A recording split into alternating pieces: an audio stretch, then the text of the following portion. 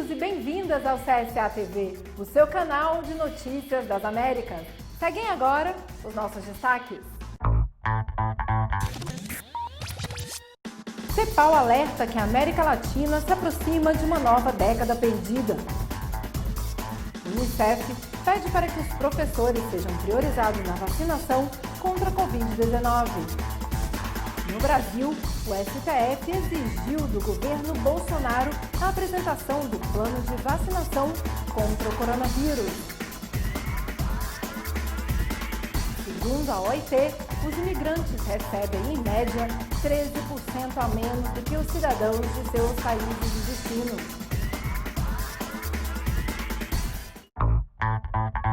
E no editorial desta semana, Cícero Pereira, secretário de Políticas Sociais da CSA.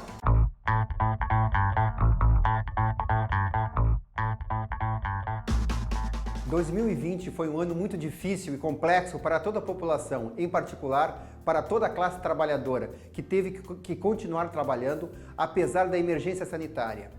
A pandemia revelou problemas estruturais que a região da América Latina e Caribe já padecia e que simplesmente pioraram com o avanço da doença. Os trabalhadores das Américas têm enfrentado graves problemas socioeconômicos nos últimos meses, devido à crise que eclodiu em todas as partes do continente, que foi ainda mais impactada por políticas neoliberais pré-existentes, pela orientação conservadora de vários governos que, em vez de implementar medidas para aliviar o déficit social, se dedicavam a estabelecer políticas de austeridade. Agora, mais uma vez, observamos no cenário internacional a desigualdade de riquezas e poder político entre as nações.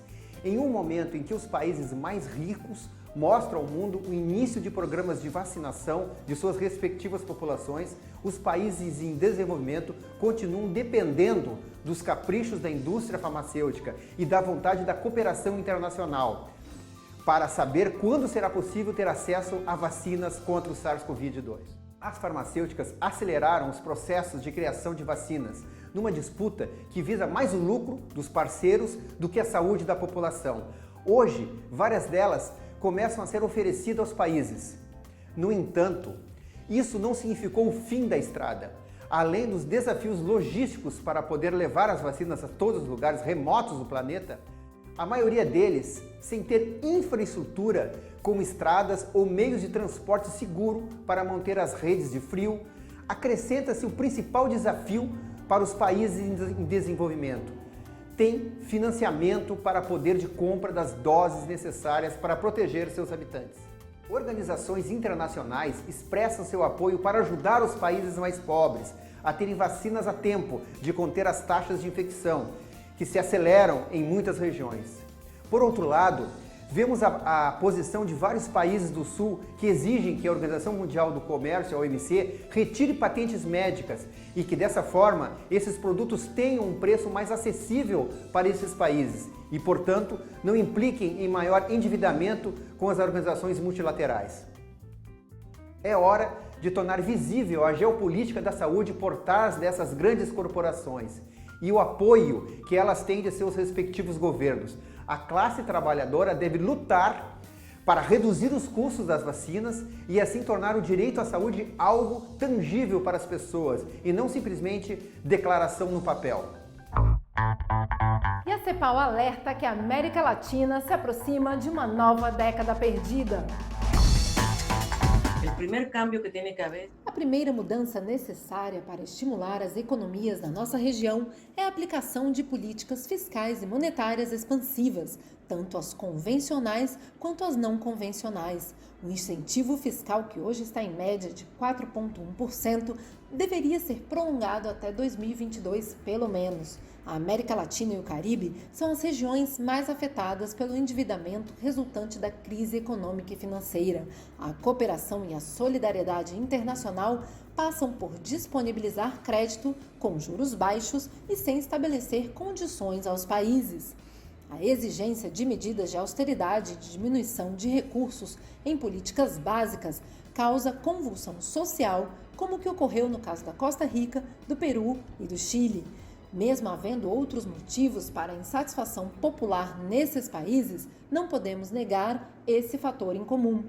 Por isso, é fundamental uma mudança de paradigma, porque essa insatisfação está associada a um modelo de desenvolvimento que estimula a concentração de riqueza e de privilégios. Isso sem contar com a concentração de poder político patriarcal que resulta na mercantilização dos bens públicos, como é o caso da saúde e da educação.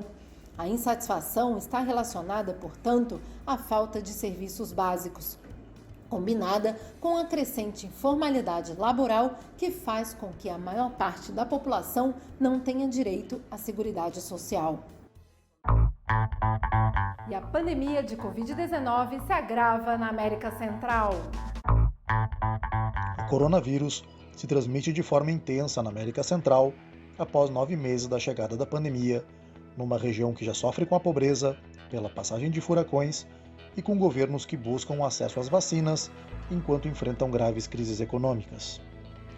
6 países da América Central já contabilizam mais de 620 mil contágios e aproximadamente 13.800 mortes pela Covid-19. O Panamá é o país que informou ter o maior número de casos, por ser o que mais realizou testes para identificar contágios. A taxa de casos positivos no Panamá tem uma média de 15%, enquanto nos demais países está acima de 25%. A Organização Mundial da Saúde aponta que o índice menor a 5% de positivos sugere o controle dos focos da pandemia, algo distante na América Central. A análise regional mais recente revelou que a taxa de incidência de Covid-19 está aumentando em Honduras e no Panamá. 79% dos casos detectados na América Central é de pessoas entre 20 e 59 anos de idade. As mortes, no entanto, atingem com maior frequência o grupo etário de 60 anos e maiores, sendo os homens a maioria das vítimas. Os governos têm adotado medidas macroeconômicas e recorrido a empréstimos internacionais para enfrentar o impacto econômico da pandemia e financiar políticas de controle sanitário, englobando a compra de vacinas. Como resultado das medidas de urgência, analistas alertam para uma possível crise causada pelas dívidas contraídas pelos países da região no período de pandemia. Segundo a OIT, os imigrantes recebem um salário 13% menor, podendo chegar a 40% dependendo do país de destino. Segundo o relatório elaborado pela OIT, países como Chipre, Itália e Áustria possuem uma diferença salarial de até 40% entre os cidadãos nacionais e os imigrantes que vivem nesses países. Na Finlândia, a diferença é de 11% e na União Europeia, a média é de 9% de diferença. O relatório também aponta que a diferença entre os salários com relação aos imigrantes tem aumentado em vários países ao longo dos últimos 5 anos. Na Itália, por exemplo, a remuneração dos trabalhadores imigrantes é 30% menor que a dos cidadãos italianos, um aumento de 3% com relação a 2015. O estudo evidencia a vulnerabilidade dos imigrantes nos países ricos e para exercer trabalhos precários. 27% do total de trabalhadores imigrantes têm contratos temporários e 15% dos empregos de meia jornada. E a Unicef pede que os professores sejam priorizados na vacinação contra o Covid-19. A Unicef sugere aos países priorizar os professores na vacinação contra o coronavírus. A intenção é garantir a proteção desses trabalhadores em seus trabalhos e de todos aqueles que frequentam escolas com atividades presenciais. Em comunicado, a agência da ONU solicita que os profissionais da educação sejam vacinados logo após os trabalhadores da saúde e a população de risco. Segundo Henrietta Fore, representante da Unicef, a pandemia de Covid-19 causou forte impacto na educação infantil e vacinar os professores é um passo fundamental. Embora as decisões sobre os critérios para a aplicação das vacinas sejam dos governos, é importante considerar o impacto da pandemia na educação durante um período tão longo, especialmente para a população carente. No Brasil, o STF exigiu do governo Bolsonaro a apresentação do plano de vacinação contra o coronavírus.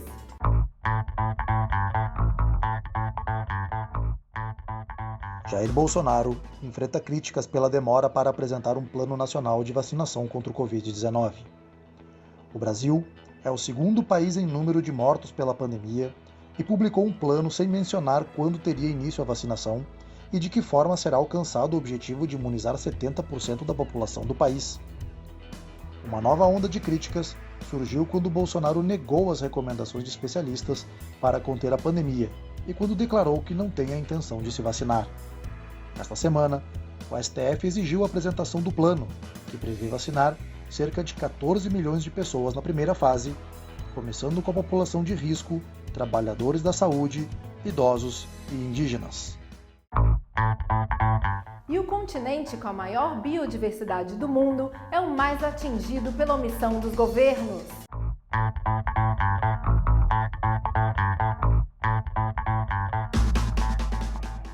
O mundo se apaga.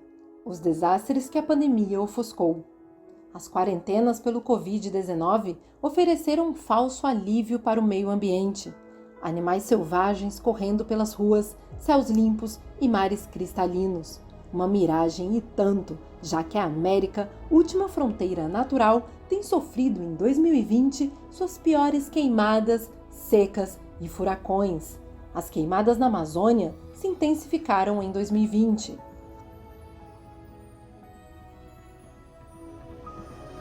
Nós continuamos numa rota de aumentar as emissões de gases de efeito estufa, aumentar o desmatamento na Amazônia e estamos observando a consequência desses aumentos com o aumento da frequência de eventos climáticos extremos que se tornaram muito claro ao longo deste ano. De acordo com o INPE do Brasil, foi registrado um aumento de 10% em relação a 2019. As queimadas na floresta amazônica são provocadas pelos seres humanos. Os especialistas concordam que os recursos naturais estão se esgotando.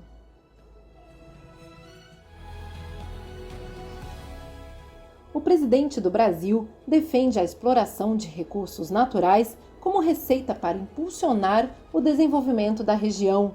Um discurso que tem incentivado a destruição da floresta, de acordo com especialistas em meio ambiente. O fogo na Amazônia fez com que o maior pantanal do planeta sofresse a pior seca e as piores queimadas desde que se tem registros. As chamas também voltaram a assolar o oeste dos Estados Unidos e outros pontos da Terra. 2020 também trouxe 30 tempestades tropicais no Atlântico.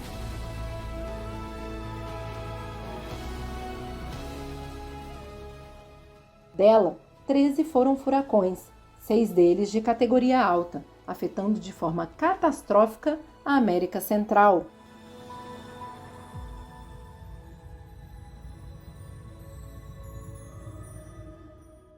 Especialmente na Nicarágua e Honduras, onde há dezenas de mortos e milhões de pessoas afetadas.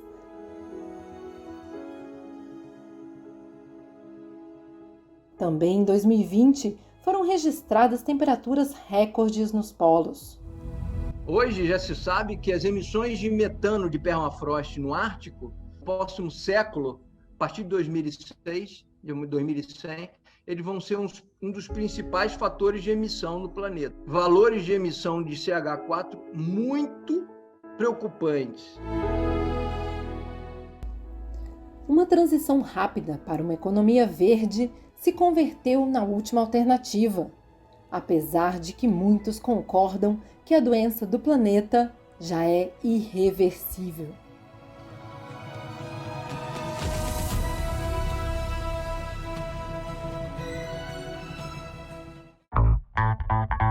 E a Confederação Sindical das Américas realizou o webinar sobre a situação dos direitos trabalhistas na região andina no contexto da Covid-19. O secretário-geral da CSA, Rafael Freire, declarou que a conjuntura provocada pela pandemia impactou não apenas na realidade dos trabalhadores das Américas, como também na organização social da classe trabalhadora. Rafael Freire também destacou que a situação é fruto do ineditismo da situação. Há uma lacuna com relação às análises sobre a perspectiva dos trabalhadores que permitam revelar a dramática situação em que se encontram. Por essa razão, a criação de um Observatório Laboral das Américas vem se somar às respostas oferecidas pelos governos e pelas empresas. O Observatório busca contribuir com os sindicatos nacionais, não apenas como produção acadêmica, mas também para embasar a ação sindical. A ferramenta está a serviço de todos os trabalhadores. Nos próximos meses, os informes, estudos por país e outros produtos do Observatório estarão acessíveis na página web da CSA. E no Brasil foram detidos 6 envolvidos na morte de Beto Freitas, homem negro assassinado no supermercado Carrefour de Porto Alegre.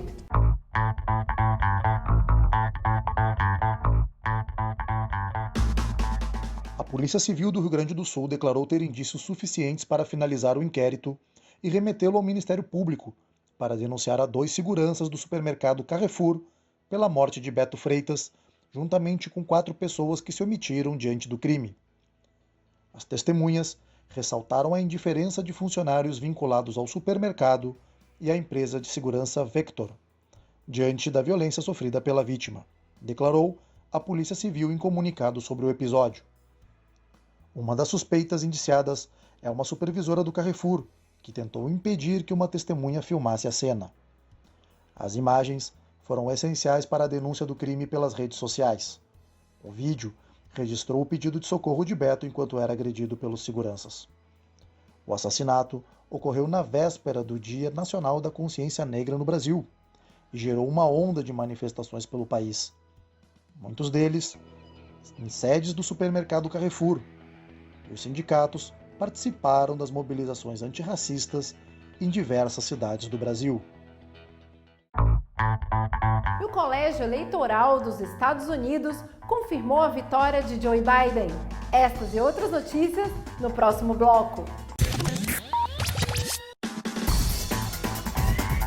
O Colégio Eleitoral dos Estados Unidos confirmou a vitória de Joe Biden. O presidente eleito fez um discurso ressaltando o triunfo da democracia e convocando o povo a se unir pelo futuro do país.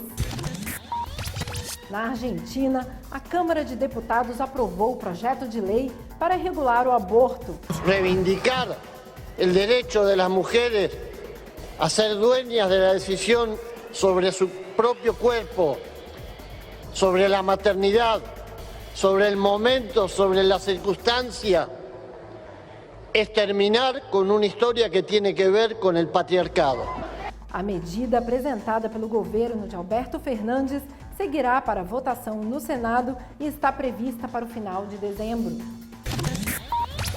Em cerimônia virtual, o presidente uruguaio Luiz Lacalle Pou passou a presidência do Mercosul para o argentino Alberto Fernandes. No bloco regional, as presidências são exercidas de forma rotativa pelo prazo de 6 meses, seguindo a ordem alfabética. Muchas gracias. A celebração ao 10 de dezembro, Dia Internacional dos Direitos Humanos, a CSA reafirma a importância da promoção e garantia dos direitos humanos em todas as partes do mundo. A data alusiva à adoção da Declaração Universal dos Direitos Humanos pela ONU em 1948 promove os princípios da dignidade humana, assim como os da liberdade, igualdade e fraternidade entre os povos. Os direitos humanos se aplicam nas relações de trabalho e os sindicatos têm um importante papel para sua consolidação. Como antecedente histórico, a OIT em 1919 ressaltou que as condições injustas de trabalho somadas à pobreza e à desigualdade são uma ameaça para a paz e a harmonia universal. E na Bolívia, uma microgaleria itinerante chama a atenção da população.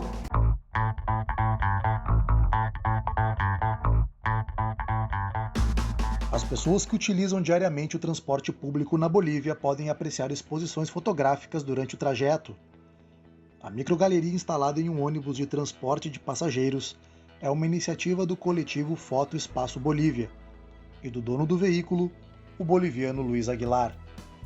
Luiz é filiado ao Sindicato do Transporte San Cristóbal, que percorre diversas rotas em bairros populares de cidades vizinhas de La Paz e El Alto. A ideia do projeto é fazer com que a arte se aproxime das pessoas. Maurício Aguilar, diretor do Foto Espaço Bolívia, ressalta que a arte deve chegar às pessoas e não ficar restrita às galerias tradicionais.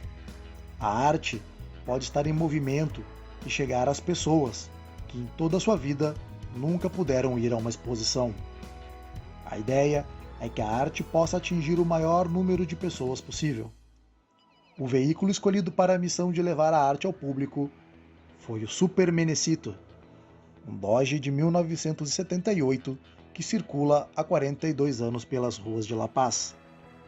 A iniciativa surgiu quando o coletivo de fotógrafos contratou os serviços de transporte de Luiz para um passeio turístico. Foi quando surgiu a ideia de expor no próprio veículo as imagens registradas dentro dele. O espaço está aberto a qualquer fotógrafo que queira mostrar a sua obra e as exposições têm a duração de um mês, explicou o diretor Maurício. A exposição, inaugurada há alguns dias, por exemplo, é dedicada à fauna da Bolívia, com imagens da bióloga e fotógrafa Gabriela Villanueva. O motorista Luiz transporta diariamente entre 150 e 200 pessoas, motivo pelo qual os gestores da iniciativa calculam que a microgaleria de fotos tenha maior público do que uma exposição convencional. E a cidade chinesa de Chiwu é responsável por 60% da fabricação de toda a decoração de Natal usada no mundo.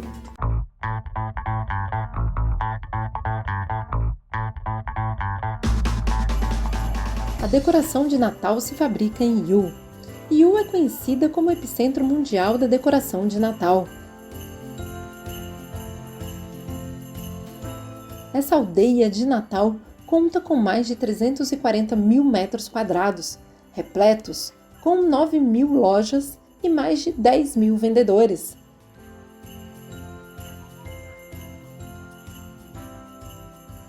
60% das decorações de Natal no mundo são fabricadas em alguma das 600 fábricas da cidade de Yiwu, na China. Agora, as lojas se preparam também para as decorações do Ano Novo chinês.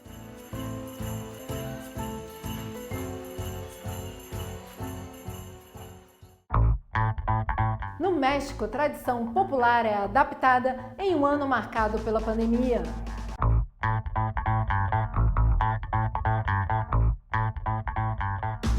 A pandemia não acabou com as tradições mexicanas, e a população resiste para que a crise não acabe com as atividades que fazem parte da essência cultural do México. Durante as festas de dezembro, os mexicanos realizam as chamadas piñatas, que são figuras que as crianças acertam com outros objetos para romper o seu revestimento, podendo assim pegar os doces e confetes que estão no seu interior. As piñatas são uma antiga tradição artística mexicana e neste ano o objeto da malhação foi o próprio coronavírus. Para o vendedor de piñatas Martim Garcia, o coronavírus adquiriu forma e as crianças agora poderão aplicar golpes como se estivessem combatendo a própria pandemia de maneira simbólica. Basicamente, as pessoas a pedem para poder quebrá-la e assim conseguir se vingar da Covid. Durante as festas, é possível ver a alegria dos adultos ao comprar as piñatas, para brincar com as pessoas mais jovens e manter a tradição apesar das medidas de biossegurança. A cada ano, as famílias cumprem o ritual de comprar uma piñata para o Natal e para os aniversários. O aumento de preços tem feito com que as pessoas procurem uma piñata menor. A cultura segue mantida, mesmo com essa situação. As menores piñatas custam em torno de R$ 25,00, enquanto as gigantes podem custar até R$ 200. As famílias se esforçam para compensar o gasto nas festas, com a alegria de se vingar das frustrações acumuladas durante o ano de 2020. Sou Carol Coelho, da sede continental da CSA em Montevidéu, no Uruguai. Muito obrigada por nos acompanhar.